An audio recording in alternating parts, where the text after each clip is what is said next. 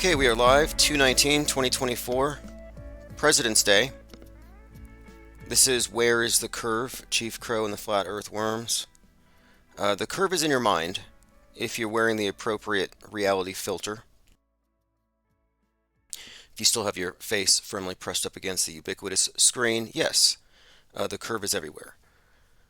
All right, we're joined by Corn-Fed Radio, Copaesthetic, Frank Murr, the HBIC. I just sent out notifications a minute ago. We're back live in studio. We have phones open. We missed you. I hope you enjoyed the time off. I had a fever. My hot skull. My head was on fire. Like my temperature was up, but my bones felt like ice, and I didn't necessarily not enjoy it. I mean, you don't have to do anything. It was kind of stress free, but it was uncomfortable. But while I was in the fever states, I was getting a lot of writing and thinking done, and I rethought how I'm going to do this channel. And largely, I'm just basically revisiting what has worked in the past. So, for example, 10, 20-minute videos, topic oriented daily, in addition to the live streams. And this generates a lot of comments, a lot of debate, a lot of discussion, and then I can soundbite things as well. We have the YouTube Shorts. And finally, the biggest development so far in the last year even is the fact that the YouTube channel now is monetized. And what that means is we will have a steady revenue stream to drive this channel forward as we did in the early days. Super chats, memberships, and all that. And it matters because the time that I'm not doing this because it's not earning takes away from this. And ultimately, I'd rather be doing this full time. So now that we're monetized, I don't have to spend half my time doing other things, which is great. It'll take a couple of months for the first ad revenue and whatever to come in, but I've done this before and I know how to play it safe. And so, for one thing, we're not going to put any obviously bannable content. I'm going to focus mostly on pre-produced, pre-edited material that has no chance of being censored. That's the main point. I will live stream on this channel, but if we take calls, I will happily either drop calls or simply jump to another channel, and I have a few sock accounts I could use because we're just not going to compromise it. We just have to play by their rules for the time being. I was kind of surprised that all of a sudden they said, "Hey, you're approved." I was almost certain they wouldn't have, and I'm wondering if maybe my lawsuit has something to do with it. And by the way, I just filed into the suit. We have a kind of a pre-trial hearing coming up in May. And this is me versus Google YouTube slash Marcus Goldfinch. And it's moving along nicely because they are doing the usual stuff and basically trying to deny, that is Google, trying to deny that they're colluding with Goldfinch. And I have a confessional email, and I had to file an amendment to really drive home the point that these confessionals are admissions not only of guilt, but of malice. Yeah, he had malicious intent when he went after my channels. He did so out of sadistic joy because he's some kind of a hacker. And his intent matters here. It'll make the judge's work a lot easier when arriving at his conclusion. So anyway, I think it's progressing nicely. A worst case scenario, they will claim that even though Google's in San Mateo County, YouTube's in Santa Clara. Well, YouTube is Google, so it shouldn't make a difference, but they may try to switch venues on me or dismiss it based on venue, in which case I'm going to say I'm not obliged to that fine print that says I must sue in this county because I'm not suing them as a YouTube user. I'm suing as a podcaster, and it just happens to be that YouTube is a platform where my stalker was able to seize control of my content for several years. And even though that falls under, intellectual property, trademark infringement, that's all federal stuff. However, I'm bringing it up as a cause of action as evidence of stalking and harassment. I'll deal with the trademark and the federal stuff later when I deal with the cyber squatting. And speaking of cyber squatting, I actually saw David Hogg is engaging in cyber squatting, and I let him know. If you're not familiar with Donald Trump's new thing? He's now selling gold shoes. And David Hogg bought some domain, like Shop Trump Shoes or something like that, and directed a lot of traffic to an anti-Trump gun grab site. And you can call that clever if you want, but it's actually it's an unfair trade practice tantamount to piracy. It's very problematic, and he shouldn't be doing it, but he did. But anyway, today I spent most of the time writing on this, working on this legal paperwork, and just preparing for the contingencies. But I have every confidence that we will have Google in a courtroom this year, and I'll have their compliance in getting Goldfinch out. Because one thing the attorney did say is, one, we don't represent Goldfinch. They said goldfish. We don't represent goldfish. And two, we are as much a victim of fraud as you are. So they're basically throwing him under the bus, which is exactly what I wanted to happen. That's really the whole purpose of the suit, to get justice for the criminal activity used to suppress Infinite Plane Society. And it was all criminal activity. We're talking. I actually put in the filing felonies, and generally you would have the criminal and then civil. But since he hasn't been caught yet, we're doing it backward. All right, let's go ahead and continue here. Joined by Osher, Mom with Son, Zinvelis, Angst G, Salty Siren, Yurt Mama. Okay, look, we're going to be back on a regular schedule, so the numbers are going to go up. I'll start sending out text blasts very soon as well. But even though I was out for about a week or so, I definitely made use of the time. And I have this new trifecta. I'm going to be using OBS to record, Audible for the audio editing, and Canva for producing video.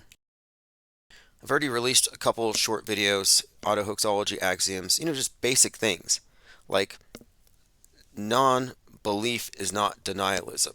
Like, these are very important points as we draw a distinction between Trutherville and the off-world stage perspective. And this distinction needs to be made. And I've been saying for some time that there has to be a schism, a separation.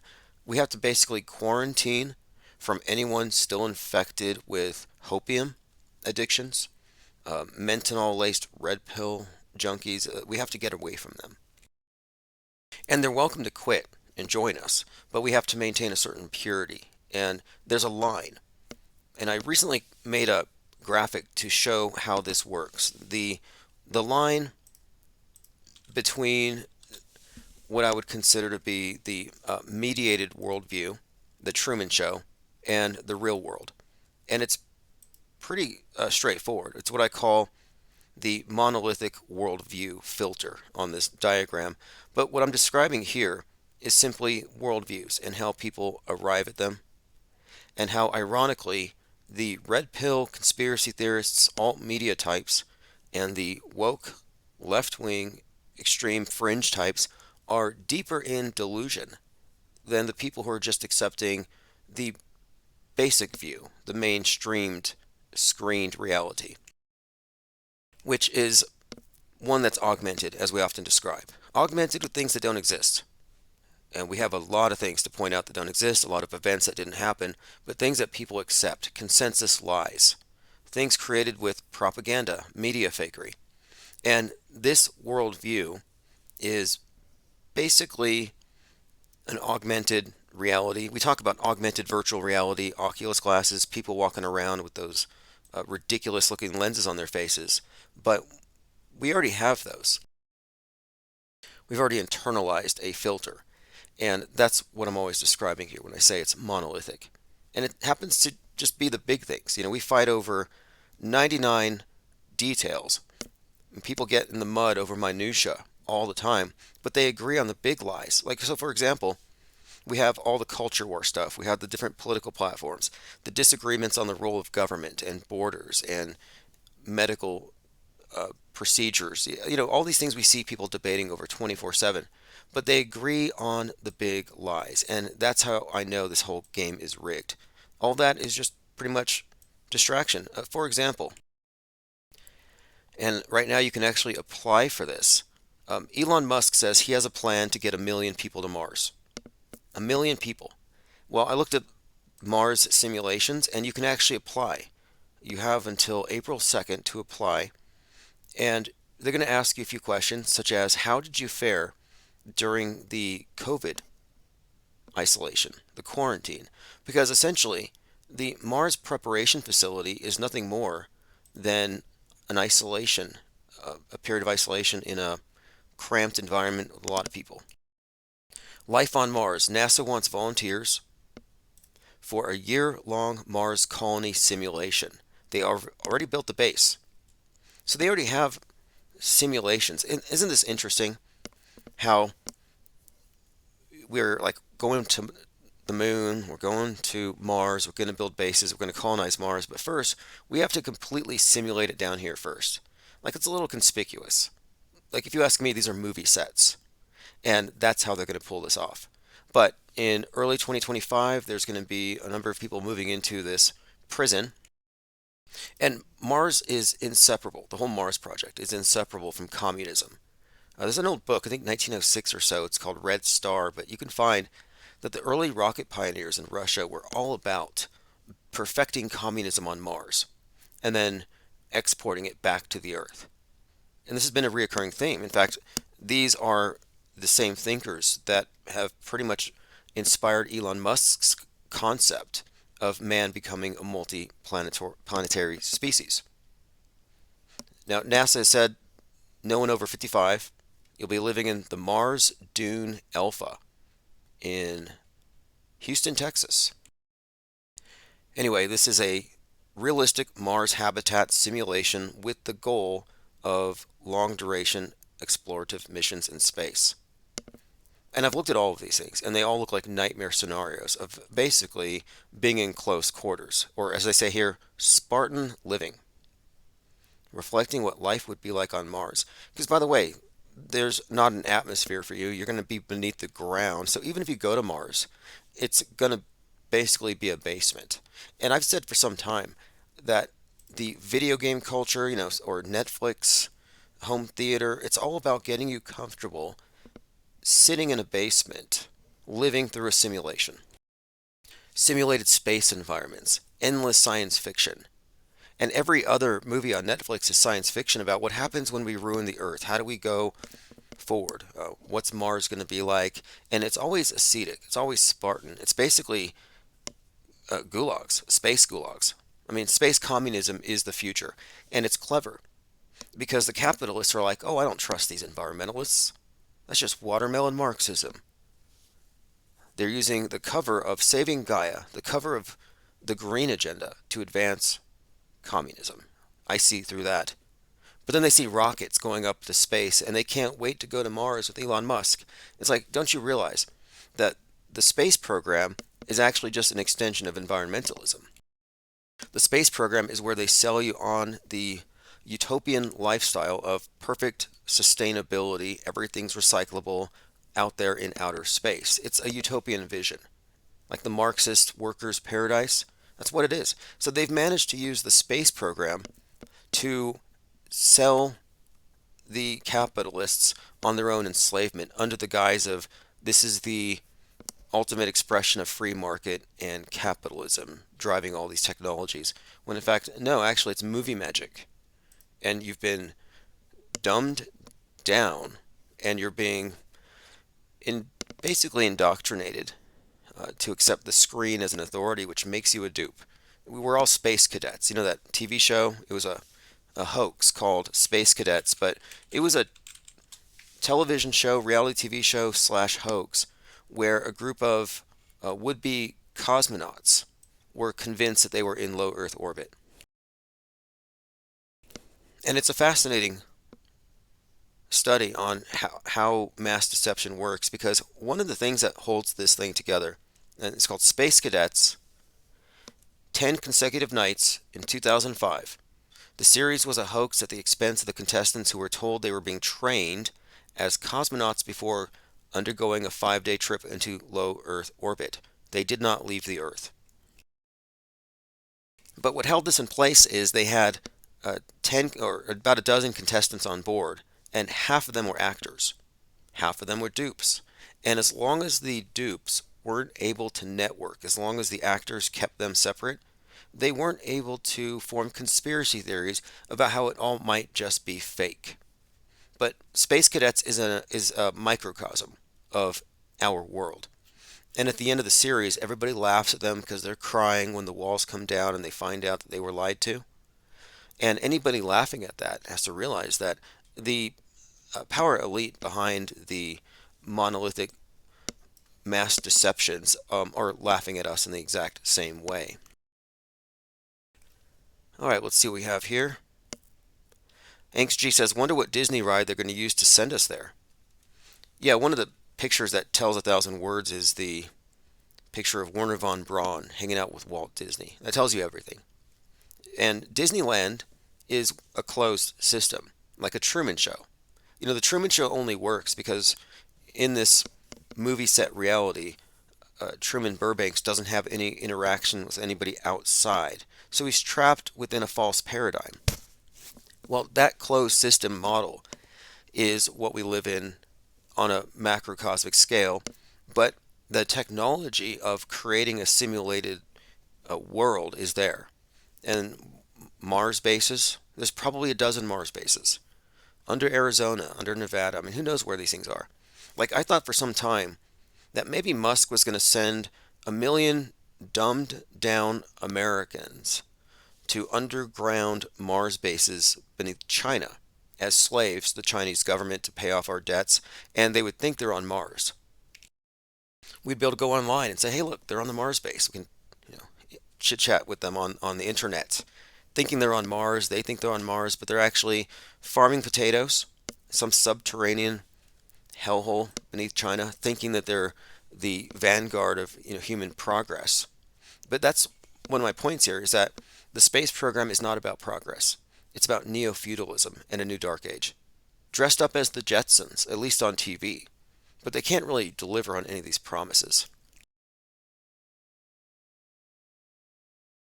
Joined by Buzz Dean, Thirst for Truth. Dominic, thank you for joining. And yes, we're going to be live far more often now. I took a short break because of and it was just strange. I think I caught disease X. My computer crashed for no reason, and immediately after, I crashed. And I think I caught it from the computer. And I say that because I've been having these weird experiences where I'm like, am I Neuralinked already? I don't even have to say something to be targeted with an advertisement. I just think about it. Gotta be careful what I think about. Like, we live in a Black Mirror universe. All right, let's go ahead and continue here. We were talking about the screened reality, which, again, this is just an important concept because moving forward, we are going to create a schism. We really want to make sure that there's a clear division between the propaganda mules of controlled opposition alt media and legitimate media skeptics. And one of the main distinctions, one final point here, is that we're talking about believers and seekers who are insisting upon knowing rather than just believing the best source. Because we're in the age of information, we should demand better. But I want to point out that the alt media types are auto believers, just as the mainstream ones are. And by auto believers, I mean they don't have a skepticism against the mainstream's basic depiction of things. They only question their interpretation, they add to it, but they never question the essential reality of it. They automatically believe it. And that's the line. Auto believers, auto hoaxers. And for the longest time, alt media has been trying to shut us out. In fact, they still do. There is no platform for this, but that's going to change because we are that platform, and we are going to move forward on this premise. Fake until proven real. Why? Well, because we live in a deep, fakeable reality. Even normies have to recognize this. It's laughable. We have a war starting somewhere on the other side of the world a few months ago, and instead of people getting triggered by it, they're fighting over which side's propaganda is less believable. And they're both right. It's equally subjective, and it turns out that it's only real, not if it looks real. It's only real if it's designated real. Welcome to the desert of the designated real. And the difference between those of us who have rejected the automatic belief, which is compulsory, and there's too much news out there for you to go ahead and parse it all. So if you're just going to believe it all, you're going to be accepting a lot of stuff that you haven't had time to uh, actually decide if it's believable. I mean, look, we're having our reality augmented, and it's tantamount to delusion. But since everyone has the same delusions, nobody notices. The ones who aren't delusional stand out as heretics. And it's not a small deal. Like, this is not hyperbole. If you really think about the fact that we're generations deep into a mind control operation that spans the entire world, that has introduced things that do not exist, new gods, to terrorize the ignorant, the profane, those who haven't been shown the reality of how this place works. I mean, we're talking about, for example, weapons of mass destruction, nukes, the mushroom cloud. This whole thing has been used to reshape geopolitics, to put everyone on the edge. Like, at any moment, somebody might have a bad day, push a button, and we're all going to die. Like, they introduce these conditions that aren't exactly real, but they actually shape our entire geopolitical reality around these lies. What does that say? I mean, it's interesting to note the points of agreement. Like, we can look at all the things they fight over, and it's all by design. It's a perfect schism right down the middle. Look at all these little things they fight over, but then again, they all agree we're going to Mars. Antifa, Proud Boys, uh, Nazis, doesn't matter, where they are on the political spectrum. They all believe that we are going to Mars and that that's progress, and Musk is going to take us there. I said Nazis because there's these individuals who are waving swastikas and they're marching around Nashville or something. They don't look like the usual feds. I didn't see all the khakis, but it's kind of a joke. I'm not really, look, I'm not getting engaged. And I'm not making moral equivalencies. However, look at Proud Boys. Look at the Soy Boy Antifas. Soy Boys, Proud Boys, both of them fighting for favor of Big Daddy government. Like, it's just an ugly scene. I don't know why anybody would get involved. Let's catch up on my notes here. Again, Musk is going to send 1 million people to Mars. He's got a plan for it. We also have something going down. I think it's a piece of space junk from the ESA. Should be landing somewhere in the next 12 hours, probably over the ocean. Hopefully Seattle. Nothing new there. Now, I was looking at some old articles here, foreshadowing. Like, for example, October 2022, the ISS had to take evasive action to dodge fragments of a satellite destroyed by a Russian anti-satellite test. So this has been put into play a couple of years ago, the idea that Russia is doing anti-satellite tests because they didn't sign some treaty that said they wouldn't do that. So you'll find Russia, India, China blowing stuff up in space. We can't do that. But then later, these bits of space debris might return. And one of the things I want to point out, what we're seeing, and this is where truthers get it wrong. They think that the predictive programming is some kind of um, occult way of telling people what they're going to do so we accept it or something, which it's not quite that. It's more like, in order for the propaganda to sink in, they have to repeat it and repeat it and repeat it. So they drill you with it, with the simulation, with the entertainment. They write it into the narrative, they write it into the story. They bore those narrow pathways in your mind so that when they fake it on the news, it just seems logical, seems real, doesn't raise any questions. So the reason for predictive programming is really to prepare you for what they're going to do. It's not revelation of the method to allow the people who are doing bad things to dodge karmic retribution, because they're not doing bad things. They're faking doing bad things. There's a big difference.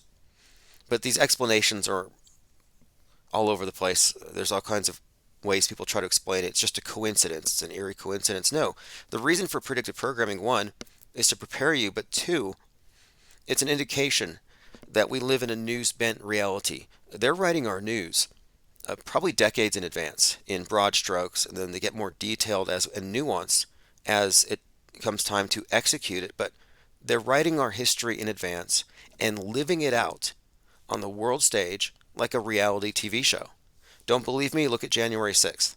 Look at the planning that goes into any one of these psychological operations. I mean, look, the January 6th one's a fascinating study because not only are we looking at a staged event, but then there's a very powerful counter narrative that it was instigated. So I have to point out that January 6th was not stimulated by provocateurs. It was simulated with actors and nobody died. But when you look deeper into it, there's foreshadowing for January 6th going back to Waco and the 1-6 code. Waco, 1.6 million rounds caused the ATF to go in. Waco is where Alex Jones and Timothy McVeigh were both radicalized. We often talk about the symbolism inherent in all this stuff, but my point of it is going back to Waco and the genesis of this white nationalist uh, Turner Diaries narrative of going to war against the government when they try to take the guns. This insurrection narrative has been building for some time. I would even point to Dylan Roof. Dylan Storm Roof, his middle name. The storm is coming. It was all about storming the Capitol. My point of it is we're living in a movie infused reality. They use reality TV, or the tactics, the procedures, the methods of reality TV in order to live out their prefabricated histories. And our history is really nothing but a record of mainstream media. And this is why they don't care what we say. They censor us, sure, but we're not a threat to the system because they know at the end of the day, their version of reality is the official one. Everything else will get burned. That's why I compare the MSM to not only the World State Church, but the MSM version of reality is our new Bible. It is the official world view that is accepted as the universally accepted one. And they're at the point now where they just have to get rid of the non-canonical, they have to get rid of the Apocrypha. They're cleansing it. That's what all the censorship is for. And interestingly, this does tie into Elon Musk and his role on the world stage as something of like a Constantine, where Constantine had a vision of the glowing cross, and then he's like, "This is the sign under which I'll unite everything." Well, what did Musk do? He put the glowing cross on his building when he bought Twitter, turned it to X, and he said, "This is going to be the everything app."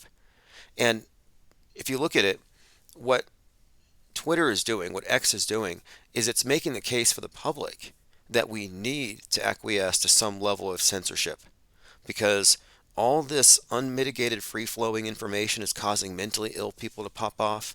It's spreading hate. So Musk is sort of a fall guy for free speech itself, and he's here to destroy it, so the public demands that we have some censored worldview where everything's clearly delineated as real or fake, because the public is confused.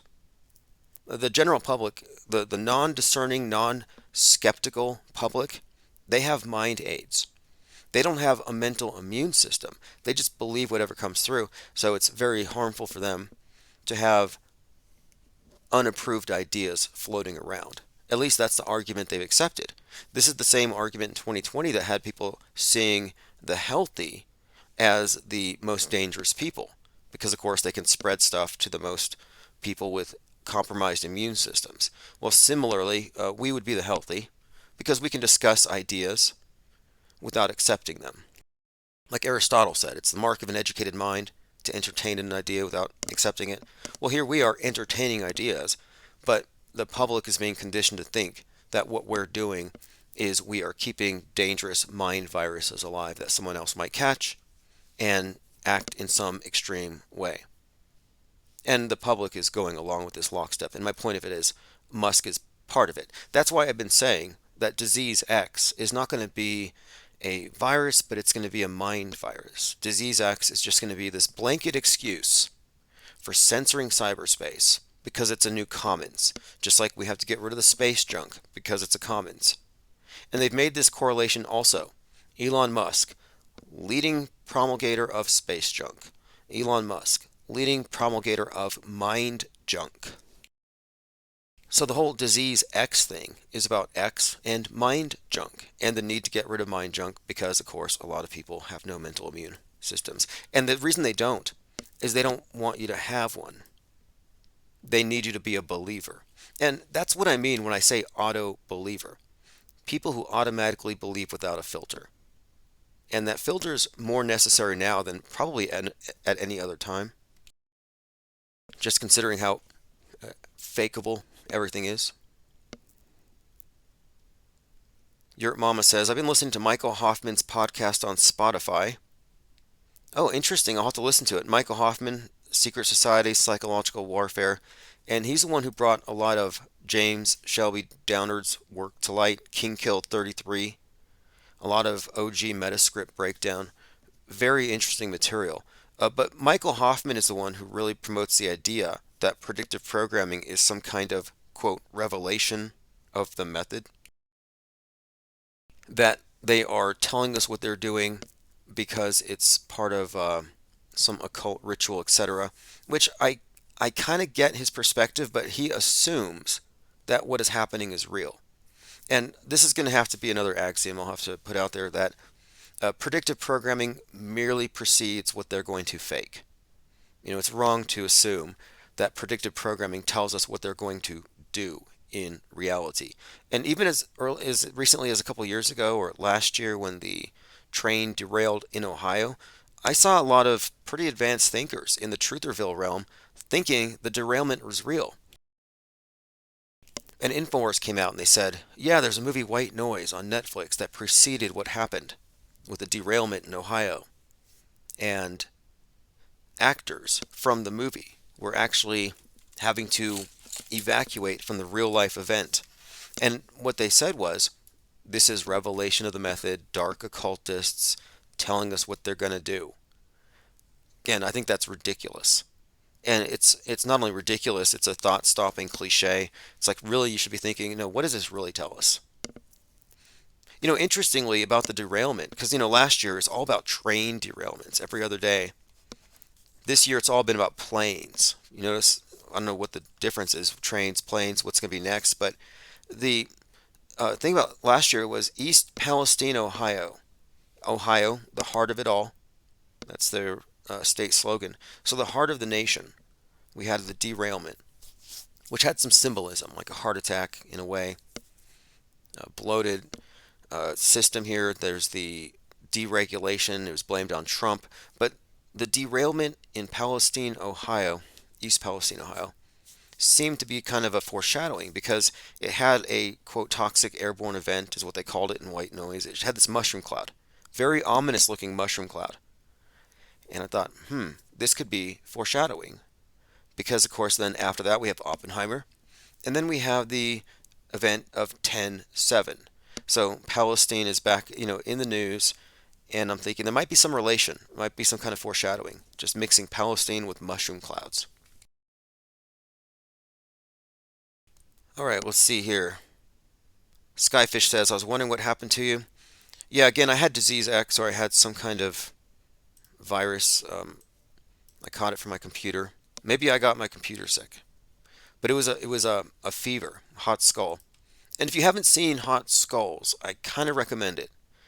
I guess it's a satire, but the story is there's a verbally communicated mind virus going around, so the government mandates that everybody quarantine and wear earplugs when they go out. And if you see somebody without their earplugs on, they're probably dangerous and don't listen to what they're saying. And it's kind of a parody because what they're saying is gibberish, and they call it jabbering, which might be some kind of a funny reference to people speaking ill of the quote jab. But the protagonist he has all these mind viruses in his head, and they can detect him. His skull is hot, but he's not going crazy. So they're studying him. And like, why is this individual not going crazy and he's not wearing earplugs? Like he's somehow inoculated. And I think it's kind of a good description of us, the hot skull idea, that we can entertain all these ideas without going crazy. They can't because they don't have that immune system. Infinite plane radio is mind war inoculation. It's truly that. When is the last time any of you got triggered by a news story? Got emotionally involved because you thought it was real? The main stuff that still gets people, are, body counts and all this, but lately they've been kind of minimalistic. And what really underscores the fakery of it all is the scripting. And you can't always predict the future based on their scripts, but you can read trends and you can see what they're repeating, what they're getting you to just accept. Like it's notable that last month, about a month ago, they released the movie ISS. And ISS was about Russia and America fighting in space. Like this is all just preparing people. They give you the visuals. A couple years before that, we had Moonfall, which has us prepared for stuff falling from the sky. Like they have to project the imagery on the collective psyche first so that you draw upon that when they make it happen for real. I mean, the process is pretty straightforward. They catapult the propaganda through repetition, but the way they repeat it and repeat it and repeat it is through entertainment. They drill it into your mind. All right, let's continue here. Okay, I want to just point this out too.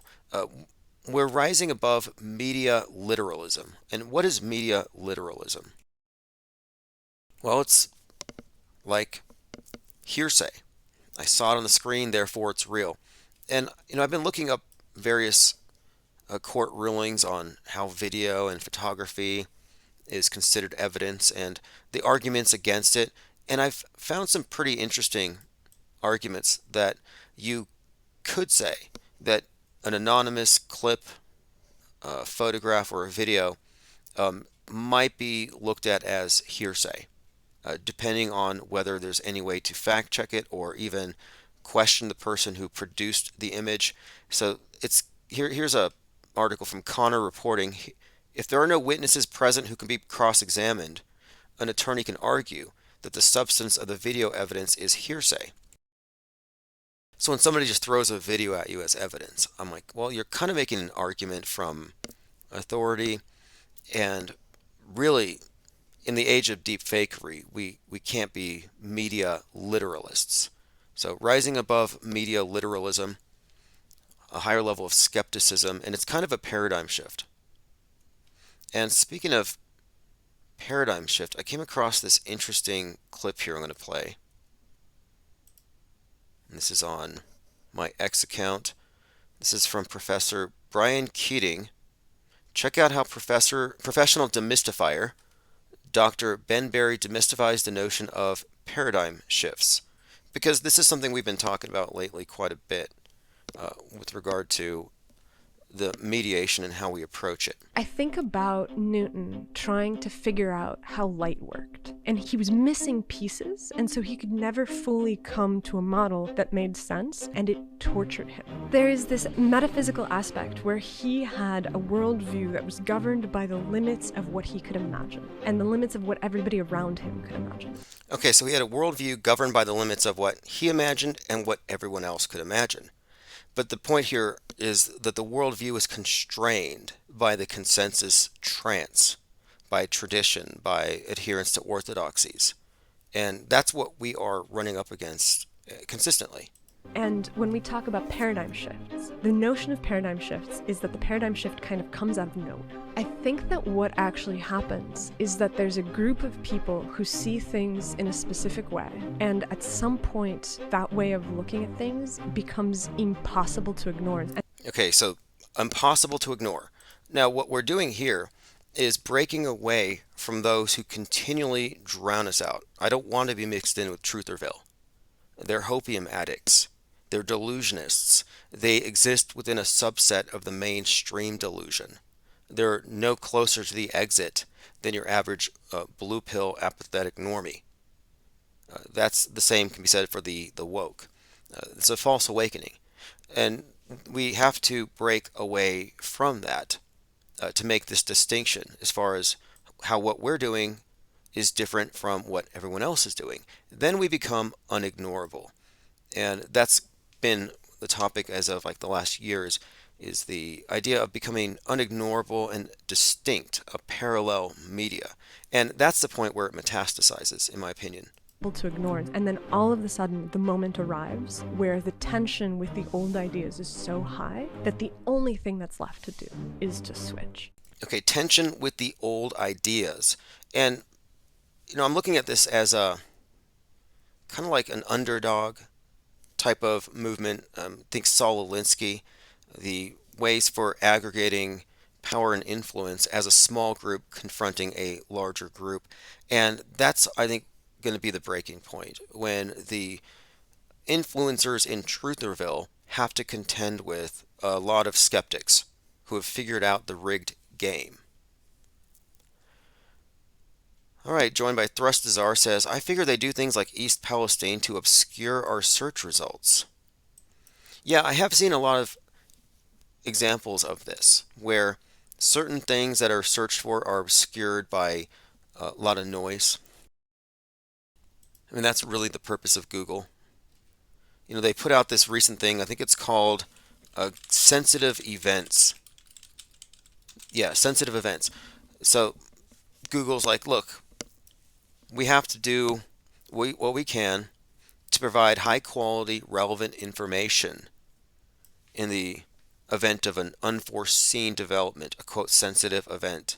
And it's like, since when has Google ever made it their priority to provide high quality, relevant information and ground truth? It's kind of a joke. All right, let's continue through my notes. I did a short 10-minute video on the Mandela effect. If you want to check that out, you could just find it on the main channel. It's a conversation worth having, and we're not done with it by any means. But I want to go ahead and hit on all these various truth or orthodoxies in order to kind of create some debate and maybe bring out a lot of logical fallacies. I am just amazed when I look at the mind games, the Jedi mind tricks that are being played against us every single day, and it's very clever. You know, one of the most clever things of all to me is when somebody says, what are they spraying? And I put out a video on this subject to describe that there's at least 6 or 7 logical fallacies built into the chemtrail proposition. But I just want to say it's embarrassing that some people are still holding on to something that is dependent upon an argument from ignorance, because the reality of contrails is something that has to be disputed before you can insert an alternate explanation.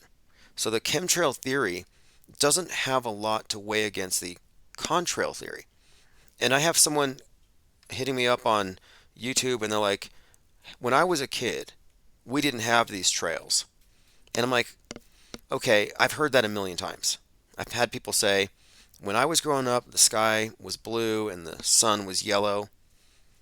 And I'm like, okay, look, the fact of it is, I have been finding records going back to the 1950s of the Air Force working out different charts so they could predict these things so their military craft don't leave trails. So we have decades and decades and decades of observations, and it's all connected to humidity and altitude. I was watching all kinds of planes fly over me today, no trails. So am I supposed to think, oh, I guess they're not spraying today? That would be the conclusion, right?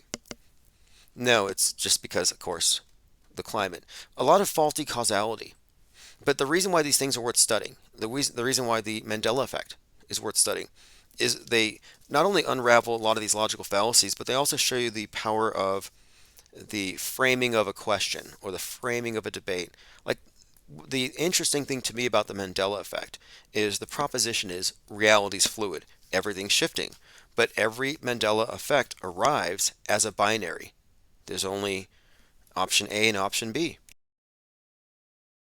Well, that limits the number of possibilities, and the selectivity of the interrogator is really what drives the creation of this phenomenon.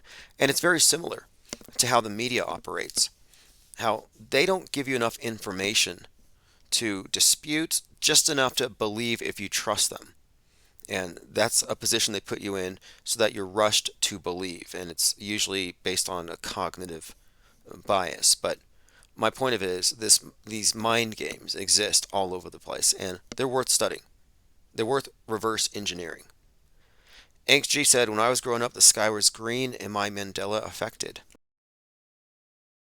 Well, one other point too is you don't have to debunk every single Mandela effect, although you can, and every time you do, you expose how the people who believe in it are terrible researchers because it takes less than 5 minutes to debunk any one of them. But you just have to categorically debunk it. And it exists, but it's not reality shifting. It's what I call imagination prompts. You use like Midjourney, like give me an image of a cyborg penguin uh, with a jetpack, and it gives you an image. Well, it's very similar when you're sitting down and you're being asked about the Mandela effect. And they say, do you remember A or B?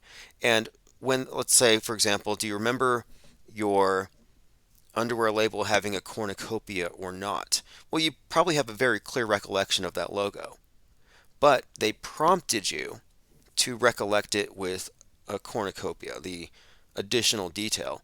And your imagination just automatically creates it. So they're prompting imaginings, and they're weighing that as equal to your memory. They're creating false memories. They really are.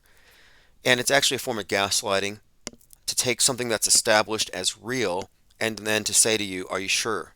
Are you sure the sky is blue? Well, if I get you to question your perception, then you have been gaslit. The person asking the question is actually getting you to doubt your perceptions. And that's how the Mandela effect works. It's getting people to doubt their perceptions and fall for what is essentially a carnival trick, a magic show trick. It's a trick. Skyfish says Smokey the Bear or Smokey Bear.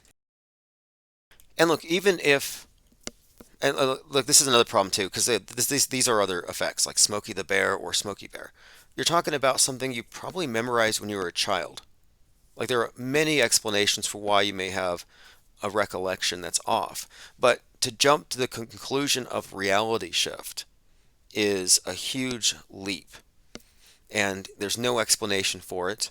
There's no explanation for uh, people having some things that resonate with them and some don't. It's just insane. It's actually at this point, it's a form of delusion, and most of it I think is just a desire to fit in with a group or something, or a failure to admit that one can be wrong. And that's a big one too. I notice a lot of people can't admit when they are wrong. And one final point, because this is something I mentioned earlier, non-belief is not denialism. The people who believe in it will say, you're a Mandela effect denialist because you're Mandela affected.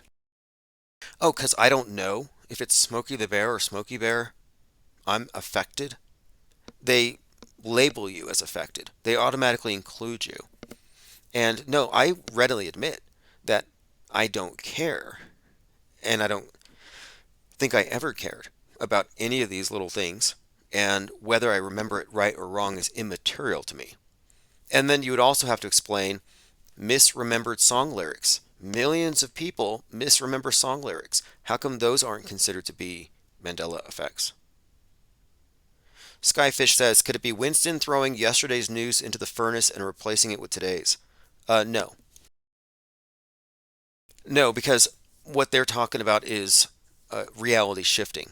And the scale of the faking of the Mandela effect is just beyond what's humanly possible. We're talking about every VHS tape, every book.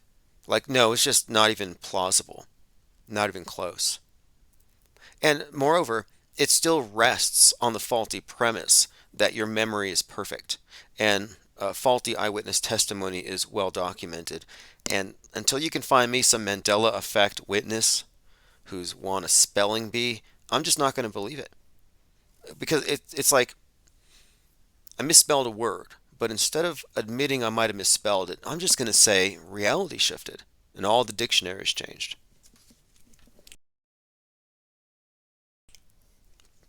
But what's the point of it? Well, the point of it is this. The point of debunking it. Like, I don't care if people want to believe in garden fairies and Bigfoot and space stations. Believe what you want. I'm not a believer. I have higher standards of evidence. We're in the information age. So, be a believer if you choose. But one of the reasons why I specifically looked closely at the Mandela effect is I saw people who were deconstructing the news. All these major events. Saying the news is fake, the news is fake. But then at the same time, they're saying, oh, reality's fake. Well, which is it? If reality's fake, if reality's fluid and everything's changing, then what does it matter about the news? If anything, it destroys your credibility as a witness to the news. And moreover, if there is no objective reality, there is no objective news. There's no standard to hold them to. It's nihilism, is what it is. It's nihilism, I call it malware, and I think it's actually a targeted psyop meant to destroy the cognition of truthers, or at a minimum, distract them and contaminate their perception of media with this new age babble. This is again why we have to quarantine. The off world stage perspective has to break away from believers, whether you're believing mainstream media stuff or some kind of delusion built upon some trick, some sleight of mind, a little bit of suggestion. Let's continue here. And we'll probably address this topic again because every time I bring it up, it tends to trigger a lot of people. Chemtrail juice in the jet fuel melted the Twin Towers. Has anybody considered that?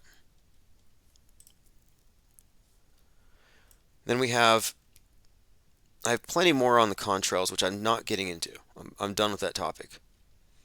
I'm amazed that there are people who are horrified when they look at the sky at what are actually just natural cloud formations. I'm looking at this picture here, which I would happily have framed and put on my wall. And this chemtrail believer says, people say it's stunning. If only they would wake up. If only they would wake up.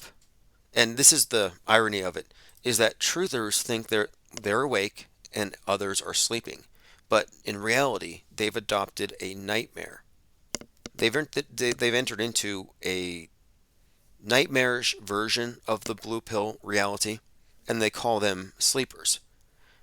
So it's a false awakening. They're having a nightmare, and it is nightmarish. If I was scared of clouds, I would consider, yeah, my reality is pretty sinister. There are dark forces afoot here. You watch the movies and they tell us what they're going to do as they dump poisons on us. It becomes an entire worldview, and I think for some people, they like it. Like, I could see some people, maybe goths, for example, just kind of tacitly accepting the idea of chemtrails as just a condition of existence. Kind of adds to the ambiance of, this world's dying and it's all just morose. Mankind is apathetic and just acquiescing to their own extinction. Like, I actually knew a lot of people who were into environmentalism and the idea that there were too many people. And that's not a new idea on the left. The population crisis, though, is another one of these fake issues. Right wing is like, yeah, we're running out of people. Left wing is like, there's too many people. Well, which is it? Are we running out? Or are there too many? And then you have the right and like, we're running out of people. And everyone's being killed by the you-know-what. Well, then you have millions of people coming in from around the world. And suddenly they're like, uh-oh, we have people coming in. Well, you were worried about running out of people. Now you have people coming in. And by all indications, these ones have more traditional values. And you're hoping for more real men instead of these Ken dolls that you're always mad about. You look at the right-wing culture war issues. Everything is solved by importing the Taliban, basically. Let's merge the Taliban with the MAGA ban. But no, they want closed borders all of a sudden. It's just, to me, it seems like it would solve all the problems. No one really wants to solve any problems, and they don't want to know if the problem doesn't exist. People are married to their problems. Iran declares Antarctica its property in direct challenge to Biden in global treaty. Again, we fight over everything, but what are the points of agreement? Antarctica is the bottom of the ball, and we're going to Mars. The points of agreement, that's the main thing. Everything else is distraction. Regardless of what team you're rooting for in the Super Bowl today, we can all be united against gun violence. Travis Kelce said, there needs to be more strict laws, especially when toddlers are dying. This was days before the KC after party shooting where 11 toddlers were shot. Interesting, prophetic. Not at all an indication that this whole thing is hoaxed. I mean, think about it. Days before, and then I think he dropped like 50,000 on it. I mean, he was partying afterward. People are like, how is he having a party after 11 kids got shot? Easy. These are celebrity-driven psyops. That's one of the indicators. I look at what are the hallmarks of of a fake event. Well, one, extraordinary claims, usually extreme body counts, but the claims don't match up with what they show you. But two, there's some kind of immediately implementable political agenda attached to it, and there's generally a celebrity or two attached to it. And this shooting was on the anniversary of Parkland, which is kind of interesting. We were kind of getting into the symbolism here. A few other things have popped up because we were talking about how Brock Purdy was compared to Lee Harvey Oswald. They said he looked like Lee Harvey Oswald, which he doesn't, but they said that. I'm like, why are they putting Oswald out on the world stage? I'm like, okay, well, there's a shooter afoot. What's going on? And then the opposing parties, I'm sorry, the opposing team's party gets shot up. So there was that. Then it's the anniversary of Parkland, which is also interesting for a couple of reasons. Parkland Hospital is where JFK went. So another Oswald connection right there. But then there's the parade on the 4th of July in 2022, Highland Park, again, Parkland High, Highland Park. And the Highland Park shooter had a 47 tattooed on the side of his head and was obsessed with Lee Harvey Oswald, which is kind of another connection here. And finally, we were looking at Leave the World Behind was released on 11/22. And this latest shooting had 22 shot, 11 were kids. So they kept showing this 11/22. And the zip code where Leave the World Behind takes place has a 1963 in it. So if you look at the big picture, we have been seeing a lot of foreshadowing for this Oswald, for some kind of a shooting. And it gets even more interesting when we look at this latest assassination ordered by Putin, ostensibly, Navalny, who was 47. Just another one of these connections with the number 47 and an assassination. And we've been noting these 47s, specifically because we're entering into the 47th presidential race. Trump has the 47 on the side of his head, kind of like that sniper who loved Oswald. And the number 47 has been kind of repeating in the last year. Here's a few examples. We were looking at this. Okay, Putin assassinates 47-year-old. Recently, Derek Chauvin, 47, stabbed 22 times. What's the connection there? Well, Derek Chauvin represents, of course, Western chauvinism. Derek is a hangman, and we're looking at the symbolism of Western chauvinism and BLM and the oppressor-oppressed narrative kind of being brought up in this context. Adam Johnson, hockey player, number 47, slashed by number 22. Again, Derek Chauvin stabbed 22 times on a Black Friday, no less. Adam Johnson slashed by a black player. All of this stuff seems very symbolic. Black and white is all just code for the manipulative Hegelian dialectics. Alex Soros's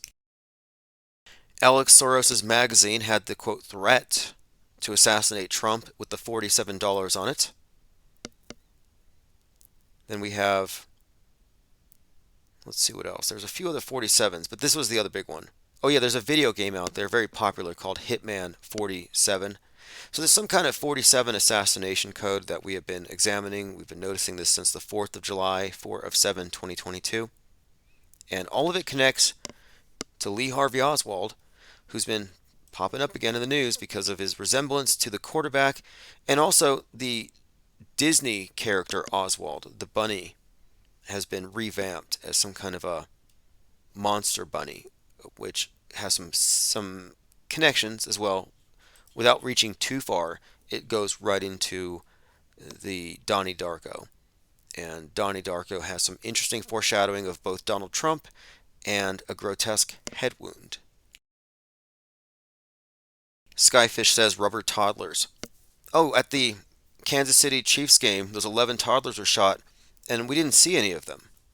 I'm like, why couldn't they have just contacted the same supplier of fake dead kids that hooked them up out there in Israel and Palestine? They have hyper realistic surgical training dolls that bleed and breathe. Why couldn't they have just had 22 of them? Or 11, whatever. I think it was 11. Just have 11 of them and just have some. Travis Kelce could have come out and he could have come out crying, holding some of these rubber dead kids for the camera. We don't do psyops here like they do over there.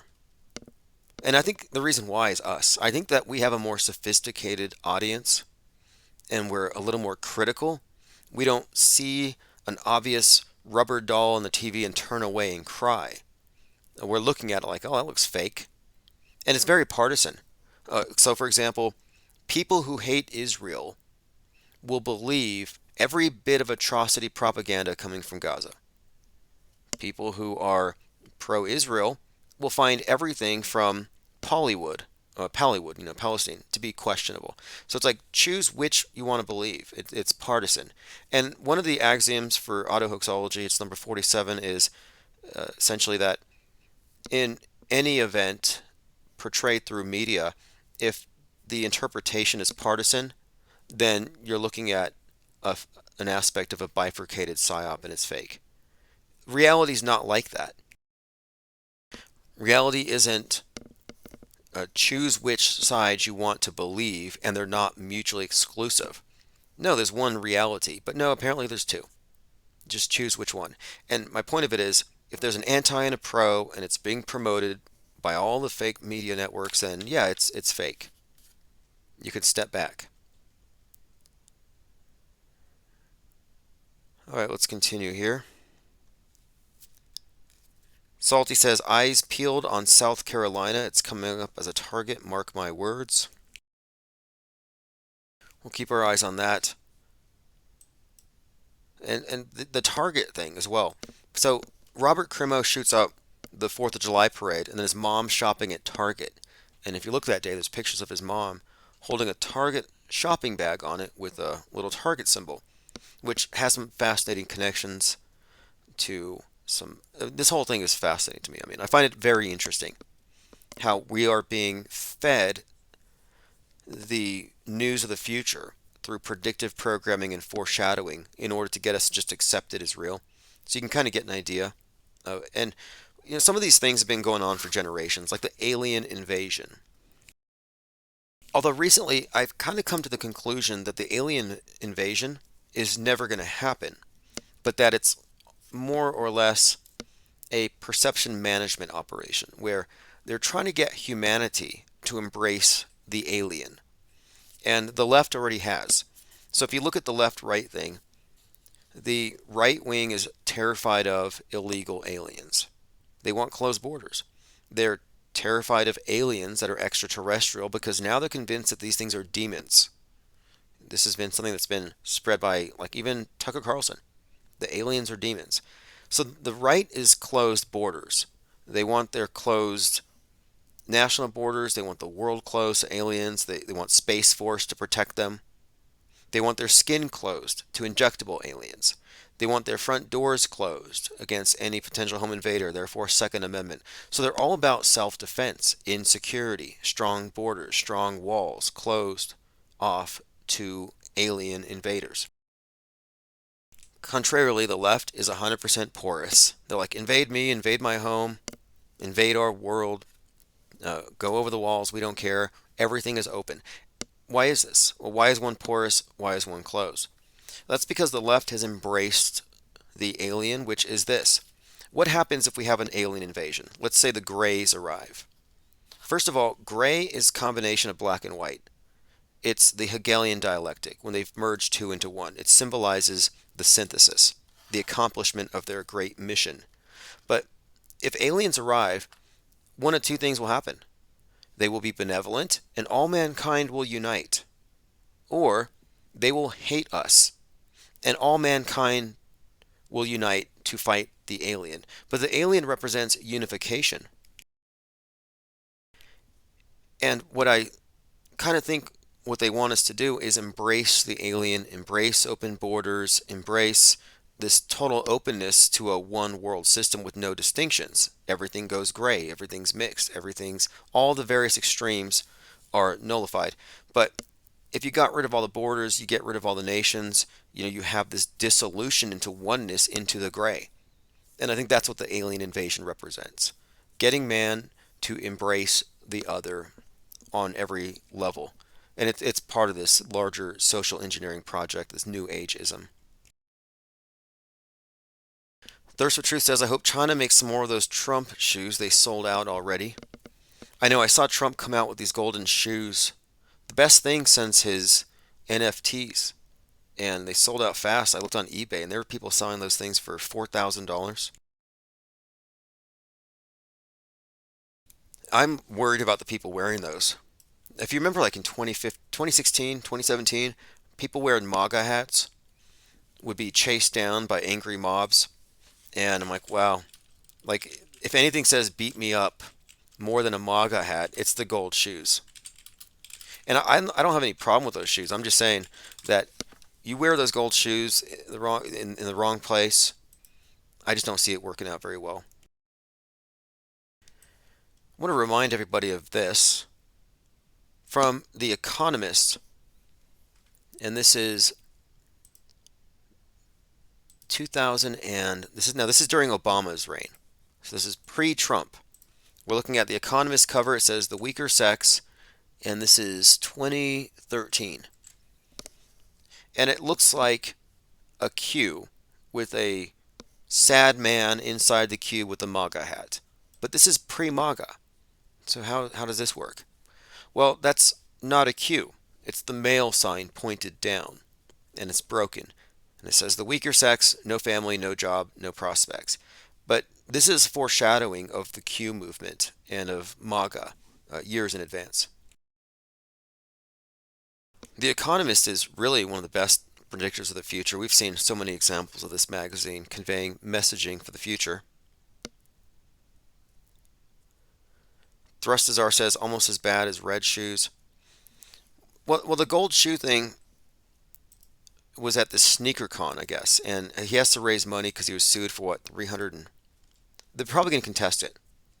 I've seen this again. It's just every time Trump gets hit in the courts, he gets a lot of support, and now you have truckers saying they're going to boycott New York because all truckers are MAGA.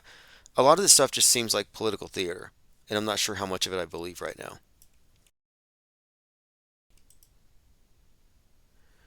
All news is theater for the performance of the world history, which is written decades in advance. That's my premise here. My premise is that news bending is real, but in order to create the history that they've already prefabricated, they have to act it out. And it's a badly acted reality TV show. Yeah, here's David Hogg. He said, I bought shoptrumpsneakers.com and I redirected you to a page where you can call members of Congress about gun violence.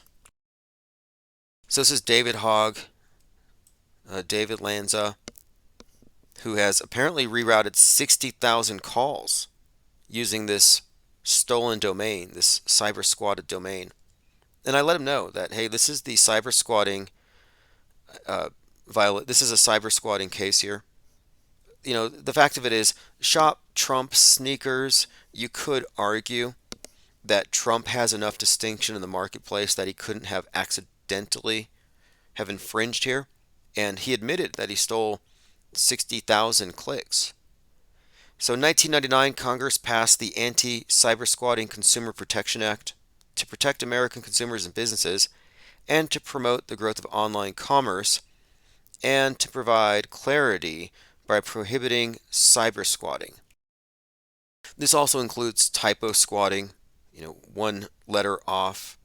But the idea of stealing traffic with domains, it's not really clever. It's actually something that he could be sued for, statutory damages. Not that it'll happen. It would be nice. I think someone even have a they even have a someone put up a GoFundMe for Trump now. Like people really feel like they have to go to bat and fight for this billionaire. All right, let's continue. The JFK cult is still alive and well.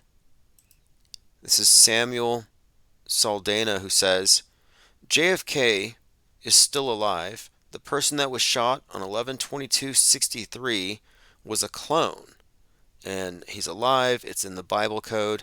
And here's a picture of JFK hanging out with Donald Trump.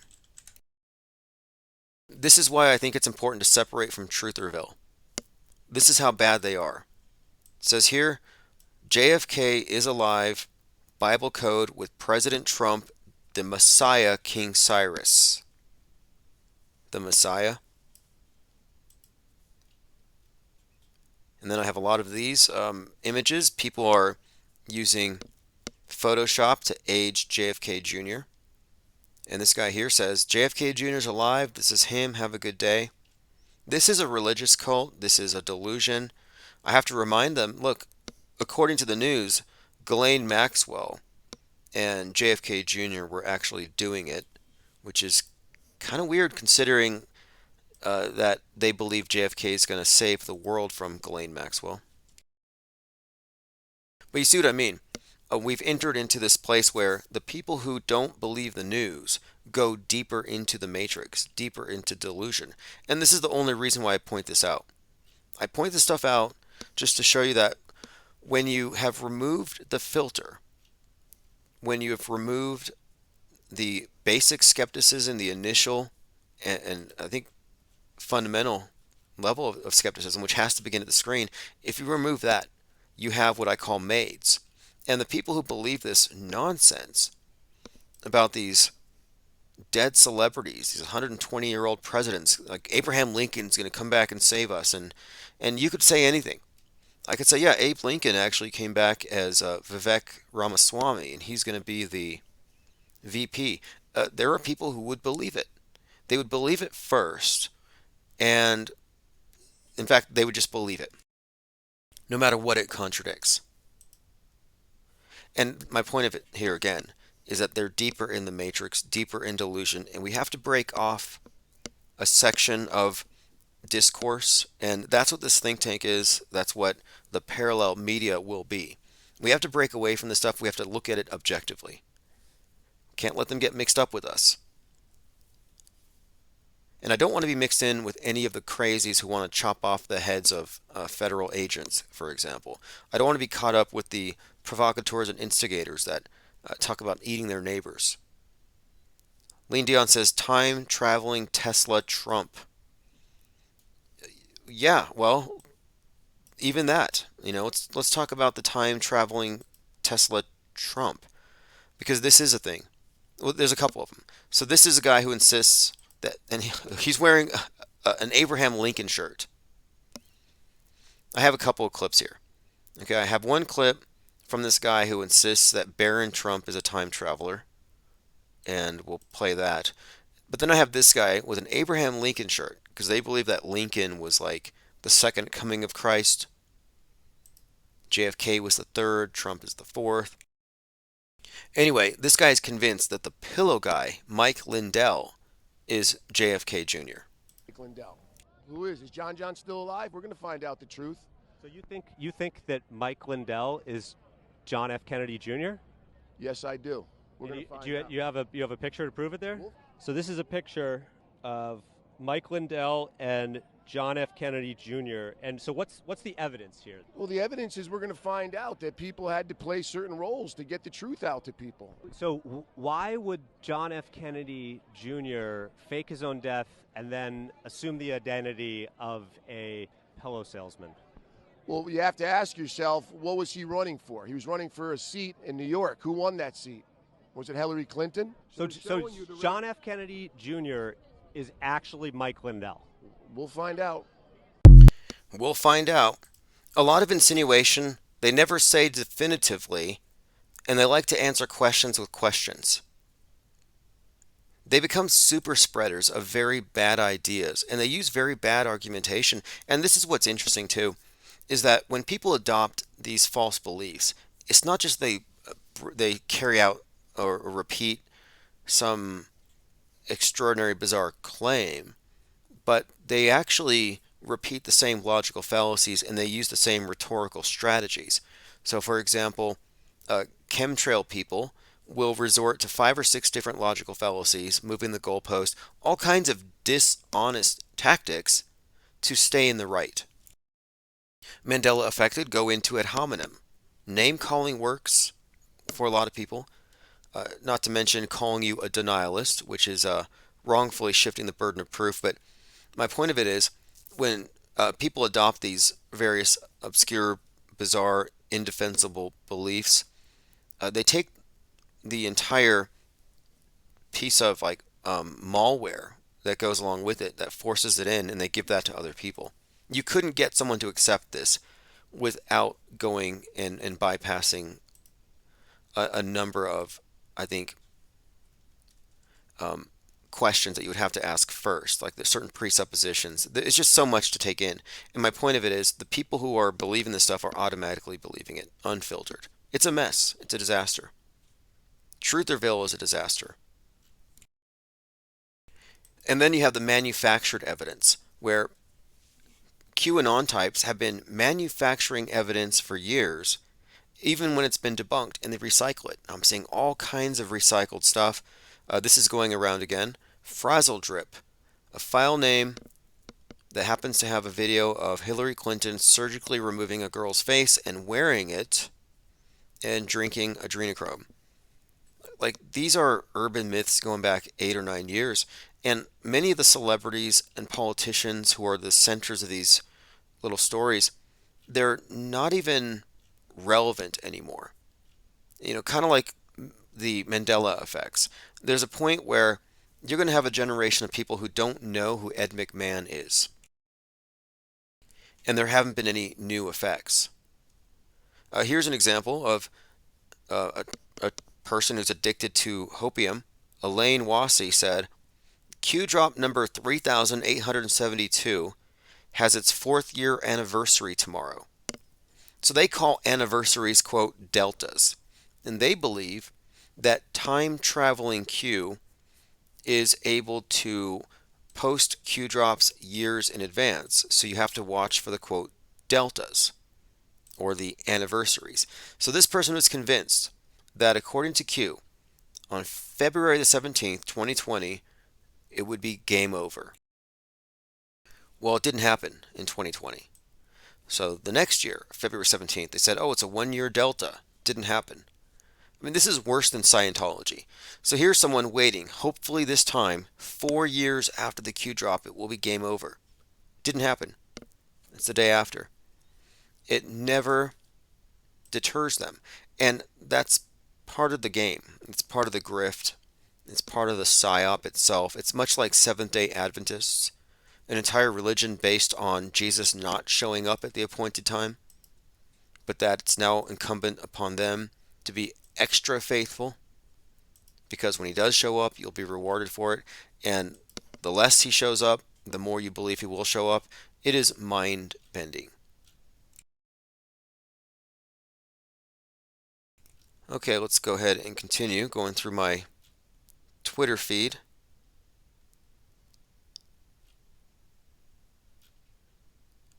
All right, here we go. I have a lot of things, a lot of topics I've been hitting recently that I'm trying to get past. I want to have some formal debates. If anybody wants to debate me on chemtrails, let's do it. If you want to debate me on Mandela effects, let's do it. And by debate, I don't mean a back and forth argument. I mean, I get 5 minutes, you get 5 minutes to address what I say, and we have a moderator. And then we go on a number of topics and questions, but we have an allotted period of time, and we make our best case for our positions, and we let the audience decide. So if anybody wants to debate any of these topics, any of these truth or orthodoxies, I'm 100% open to it, because that's really the next stage here. And I like to point out many of these contradictions. For example, There are some people who are very concerned about the potential side effects of something they will never take. Very concerned. There are people who have been expressing concern for something they will never do, that their political enemies are really into. And like, don't do this because it has side effects.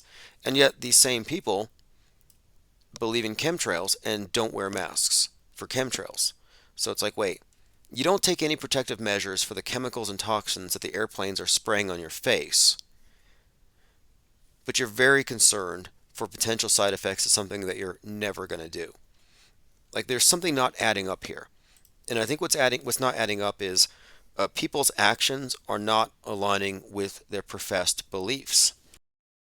Hypocrisy, in other words. And it exists all over the place, but what we're trying to get to is the firewall. What I'm ultimately aiming to do is expose the firewall in the minds of the alt media and those who are programmed by it. Because this firewall is what is keeping people from seeing through the worldview filter that has just been, put over your eyes from the day that you were born. Angst G says, IPS should interview Dane Wigington of Geoengineering Watch. Yeah, let me point this out too. The term geoengineering is kind of funny because when you say you don't believe chemtrails, they'll say, well, what about geoengineering? And they all say it, geoengineering. So according to chemtrail believers, geoengineering is some kind of science fiction technology that involves altering the weather, and man's doing it, and there are patents that prove that it's happening. Well, that's not actually true.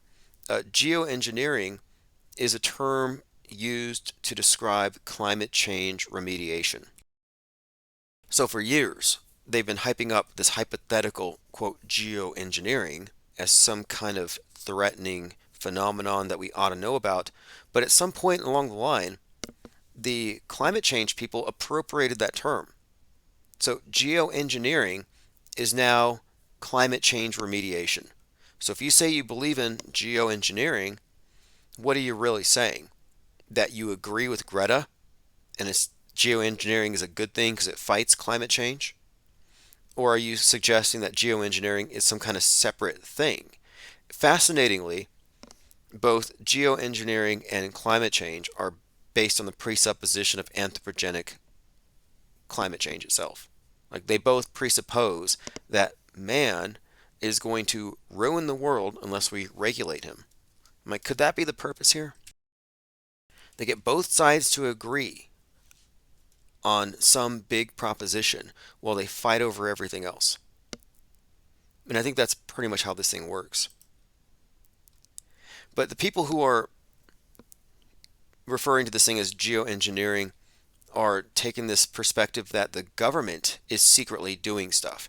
And this is interesting because anybody on the right or anybody who's conspiratorial will say, well, if there's something happening to the climate, government's doing it, and these patents prove it. They point their fingers at government. But the left do the opposite. They assume it's changing, but they blame the free market. They blame Republicans. They blame the right. So it's another one of these bifurcated psyops. And I don't believe that any of these two-pronged psychological operations are anything other than distractions from some big lie that they're getting both sides to accept. And this has been the case with every single issue that I have been going through here. There's a schism in everything designed to keep everyone split right down the middle, to keep them fighting, to maintain the perpetual info war. And really that's what this is. It's the info war. And are you fighting the info war? Are you thinking you can win the info war? That's the starting point for a lot of truthers. They're like, oh look, we got to counter the information with truthier information. But the red pill and the blue pill have the same manufacturers. Elon Musk posted this a few days ago. Amazing that some people still think the news is real. This is an obvious attempt to dilute the conversation. And look, the news is real. The Mandela effect is real. But the Mandela effect isn't what the affected believe it is. It's a misperception. It's created through faulty memory eliciting or false memory creation. But the Mandela effect is real. It's not reality changing. The news is real, but it's not reportage. No, it's actually reality TV. It's scripted and it's largely staged. But to say news is real as a joke, to be ironic, it's like we're not saying all news is fake. You see, they take it too far. Like birds aren't real. Well, I'm sorry, but birds aren't real is not an equivalent claim to fill in the blank event was fake. These are not equivalent claims, but this is an obvious attempt to dilute the conversation. So it's important to point this out.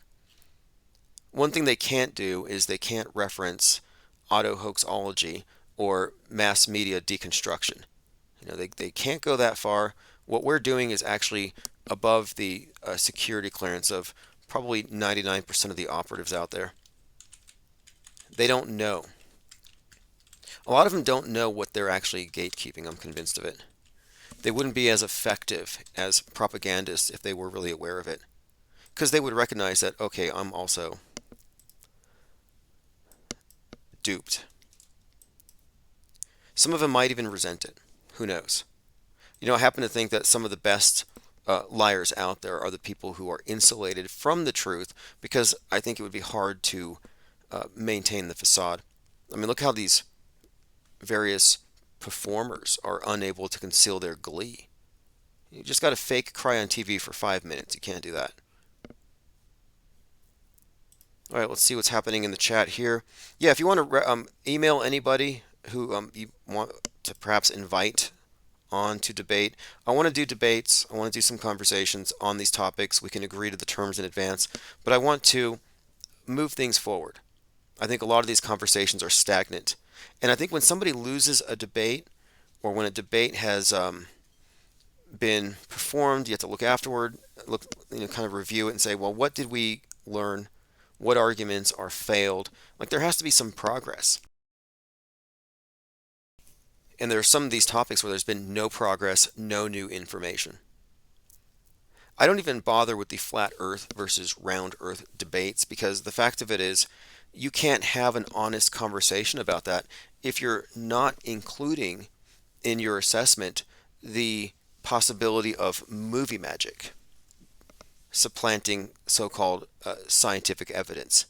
And the people who debate on the side of the establishment worldview, they don't even include movie magic. It's like they don't know that it's being used. In fact, I heard Fight the Flat Earth try to say that citing movie magic is an argument from incredulity. Like, that was the best he could do. But the visual illiteracy of the true believer, of the MSM fundamentalists, actually precludes them from having an informed and intelligent discussion on the subject. They've been dumbed down through, of course, the new illiteracy, visual illiteracy. And this is why you can't give believers the moral high ground or the intellectual high ground. One, they're totally on the side of the psychological warfare operations, so they lose the moral high ground. But they lose the intellectual high ground because their perceptions have been put through a ringer where they can't tell real from fake unless some authority has told them. They've accepted the screen as some kind of an authority. So some of these debates aren't worth having yet, but we will certainly get there. I feel like the next place to start, though, is the ISS, because it is one of their most flawed operations to date. And that's why I'm convinced that that movie ISS had zero loose hair. If you look back, it seems like one of the ways that they try to convince us of the illusion was they always had the hair on the female astronauts sticking straight up. A ton of spray paint. I'm sorry, a ton of hairspray. But they use a lot of hairspray, or they're hanging upside down. But they always made it a point to show the hair because it's, oh look, obviously they're in space. So I thought, well, this movie will be interesting because how are they going to simulate that? Is it going to look just as dumb, or are they going to make it look better? because any significant improvement would draw attention to how fake the quote real space station is. And in the movie, they made a point to not have any loose hair floating around. And I think that was by design. They have to hide the fakery. They have to not draw attention to it. It's a very sensitive thing. In fact, if you haven't seen ISS, it's a terrible movie. But, and I think you might agree with me, they seem to be, specifically when it comes to the astronauts floating around, they seem to be deliberately dumbing down the special effects a little bit. And I suspected they would do that. It's a very sensitive topic. We're talking about the ISS being a 25-year blooper reel. It's really one of the most, I think, egregious examples of movie magic replacing reality for, an entire section of our worldview. Everything above the Kármán line has just been augmented with movie magic. Angst says Elon claiming news is fake and then goes on how he's going to send us to Mars. Yeah, this is also one final point. Here you have Elon Musk, this free speech crusader, and he's engaged in the culture wars, one of the most polarizing figures out there. And yet, he's in total agreement with the WEF. He's in total agreement with Klaus Schwab. And David Icke has been pointing this out, that Musk is a greenie. He's in favor of pretty much every form of centralized authoritarian control over everybody. Plus, he wants to put chips in your head. And yet, somehow, he's managed to put on this mantle of free speech crusader because he's willing to throw a few bombs into the culture war. But people fall for it. It's like, look, Mousegate, he's laughing at us. If you don't know about Mousegate, it's a pretty clear example of the fact that not only are we being messed with, but they find it funny. And they can just play these jokes right in front of our faces. And they can say, well, it must be real because it looks so fake.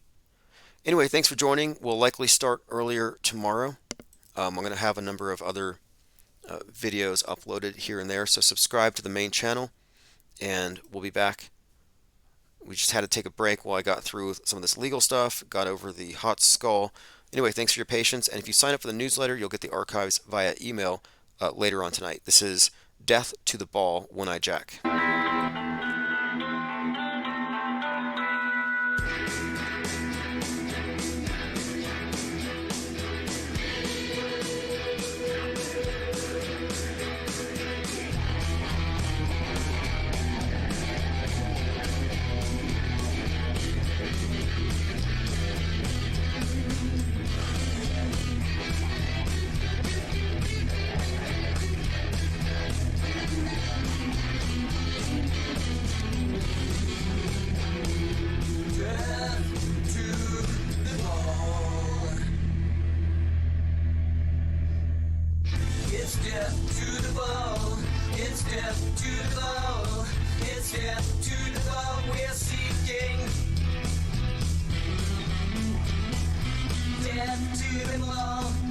Death to the ball, we are seeking.